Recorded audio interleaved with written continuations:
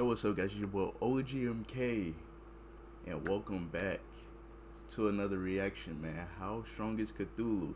Now, I know we've been going for a little minute. I think it's been like 5, 6, probably more like 5 months. You already know, life happens. I'm not even gonna bore y'all with all that. But yeah, we just go get right back to it like we never stopped, man. On me. So, how strong is Cthulhu by Official Divine? Now, I know who Cthulhu is. Well, not really. I know like the basis. Isn't he like some monster that can like infiltrate your dreams or something like that? I know it has something to do with your mind or dreams or something, but hey, man, let's see how strong is Cthulhu is. Cthulhu. On the waves of oceans, a story is passed down by generations of a god who rules the sea, a being from another realm, but not from heaven or hell, something far beyond them, a world where beings that brought the cosmos into existence and where time first ticked. But these are no legends at all. They're real. This god actually exists, and some deny what this could be, but I'm sure they'll believe when they're buried at the bottom. Wait, so he actually could? So is he dead ass? Does he actually exist? Hold on now. The sea. Within this universe, humans aren't the only life forms. Aliens born across the stars and beings of even higher dimension exist within our world. Cthulhu is a deity of unimaginable power within the Lovecraftian mythos. The outer gods are incomprehensible, undimensional entities like the mad god Azathoth. Being undimensional means they have no height, width, or length, existing as pure, formless concepts beyond mortal comprehension. To pierce the veil and interact with the physical realm, these eldritch beings require living sacrifices, which temporarily grant them access to physical forms. Cthulhu's purpose is to rip the barrier between realities and drag the rest of the outer gods into the physical realm, earning him the title of priest. With this being just a small fraction of the realms that they reside in, at its core is the physical realm, a boundless three-dimensional cosmos billions of years old, where planets, stars, and galaxies swirl in the dance of time and entropy. Beyond this reality lies the Dreamlands, a parallel dimension accessible through dreams, where the laws of physics are warped by... Okay, so the Dreamlands, okay. Cause I knew he had something to do with dreams, but I couldn't pinpoint the unconscious thoughts of those who traverse it.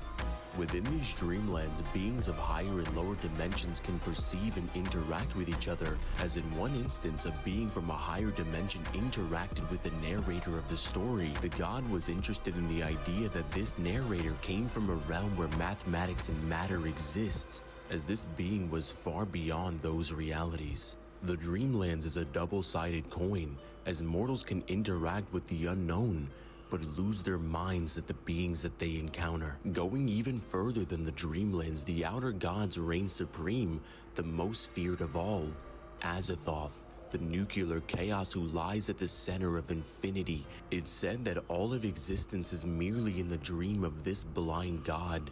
Should Azathoth ever awaken, all of creation would vanish, and even further beyond this, an even more powerful entity, the All-in-One, existing outside the confines of space and time, perceiving all points of reality simultaneously. It acts as the gatekeeper and the key, capable of bending the laws of existence, allowing passages between dimensions, and without a doubt the most powerful being in all of existence, Yog-Sothoth. But what nobody would have guessed is that these beings are actually... Yog-Sothoth. We're gonna... Divine, I'm gonna need you to make a video on him, cause you making him seem way stronger than Cthulhu, and I want to see. I thought Cthulhu was gonna be the big bad in the Dreamland, you know what I'm saying? But they're saying he just said Yog-Sothoth. I'm saying that name correctly, right? Actually related, having a family tree, with Yog-Sothoth being at the top and Cthulhu being one of his descendants. Long ago, Cthulhu sent a group of beings called the Spawn of Cthulhu to Earth and these beings arrived on a supercontinent and established their very own city, which served as the essential hub for Cthulhu's plans. At this time, humans didn't even exist. Earth was inhabited by alien species. Among them were Elder Things, a highly advanced race possessing technology so sophisticated it appeared like magic.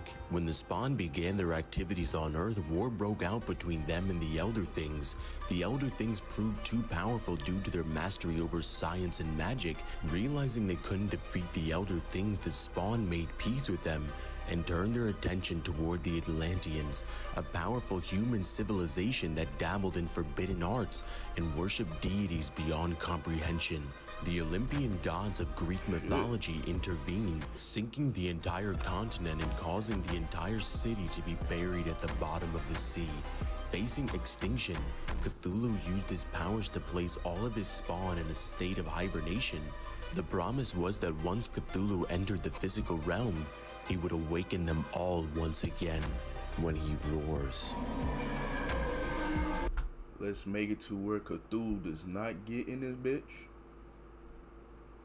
Cause I'd be down. Just look at this shit. Imagine you and your son just went out, get to do some fishing, some father and son bonding. And then you look up and you see this shit. I'd be down. I'd be like, son, who going first? Like, so who going first? Hey man, I'm not watching. After the city sinks, the outer gods retaliate against the Olympians by striking Atlantis. With the city lost beneath the waves, Cthulhu's access to his followers was cut off. However, due to his influence, the city would rise to the surface when the stars were properly aligned. Cthulhu's goal was now to find new followers to help him achieve his physical form. After losing his original followers, Cthulhu turned his attention to humanity, which had been created by the Elder Things along with all life on Earth. Using his psychic powers, he communicated with humans and tempted them with godlike power. In exchange, humans were performing living sacrifices to the outer gods, especially when the city resurfaced. The ultimate goal for Cthulhu was using these humans to physically manifest and bring the outer gods into the physical realm, and when they arrived, they were going to destroy all of it. The city served as a central nexus, a bridge between the void and the physical realm, enabling Cthulhu's influence to seep through, and when the stars aligned just right, this forbidden city emerges from the depths, like a scar in reality itself, allowing the power of the outer gods to bleed into the physical realm. But what makes Cthulhu truly terrifying is his master over dreams and madness. His psychic reach extends far beyond the seas, infecting and corrupting the minds of mortals, giving them visions of the future and the unspeakable horrors of the past. Those who receive his call find themselves obsessed, driven to worship or insanity. They're twisted by the very essence of Cthulhu's presence. And just like the visions of the future, it's finally in the present.